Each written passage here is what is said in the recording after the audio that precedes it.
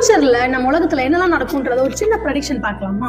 மணின்ற ஒரு விஷயம், அதாவது கேஷ்ன்ற விஷயமே இருக்கு, அது எல்லாமே வந்து டிஜிட்டல் மணியா மாறிடும். ஆல்ரெடி இப்போ அப்படிதான் இருக்கு. அதுக்கப்புறம் நிறைய பேரோட க்ளோசஸ்ட் பெஸ்ட் ஃப்ரெண்ட்ஸா வந்து ஏஐ மாறிடுவாங்க.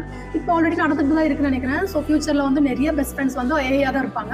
அடுத்ததா பாத்தீங்கன்னா ஐபோனோட பேட்டரி ஒரு தடவை ஒரு சிங்கிள் சார்ஜ்லயே கிட்டத்தட்ட ஒரு வருஷத்துக்கு வந்து சார்ஜ் நிற்கும்னு சொல்றாங்க. இது மட்டும் நடக்குமான்னு கொஞ்சம் டவுட்டா தான் இருக்கு. ஸோ ஐபோன் யூஸ் பண்றாங்களா இந்த வீடியோக்கு ஒரு லைக் பண்ணிடுங்க.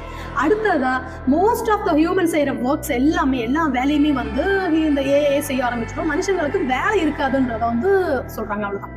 ஹியூமன் வந்து மார்ஸ்ல நடக்க ஆரம்பிச்சிருவாங்க, அதாவது மார்ஸ்ல வந்து குடியேறிடுவோம் அப்படின்னு சொல்றாங்க. ஆல்மோஸ்ட் எல்லா வீட்லயுமே ரோபோட்ஸ் வந்து வேலைக்கு வச்சிருப்பாங்கன்னு சொல்றாங்க. வீட்டு வெளியும் ரோபோட்ஸையும் ஆஃபீஸ் வெளியும் ரோபோட்ஸையும் அப்ப மனுஷங்க என்னதான் செய்வாங்க? அதுக்கப்புறம் பாத்தீங்கன்னா ஸ்பேஸுக்கு டூர் போறதெல்லாம் வந்து ரொம்பவே சாதாரணமா மாறிடும். அடுத்ததான் பாத்தீங்கன்னா உலக மக்கள் தொகை வந்து ரொம்பவே குறைஞ்சிடும் சொல்றாங்க. பாசிபிள் தான். இப்பவே வந்து நிறைய டிங் கப்பிள்ஸ் எல்லாம் வந்து நிறைய வந்து உருவாக ஆரம்பிச்சிட்டாங்க. ஸோ கண்டிப்பா வந்து மக்கள் தொகை குறையறதுக்கு வாய்ப்புகள் அதிகம். அடுத்ததா பாத்தீங்கன்னா ஒரு மனுஷனோட சராசரி ஆயுட்காலன்றது 100 வருஷம் அப்படின்னு சொல்லிட்டு அவங்க சொல்றாங்க.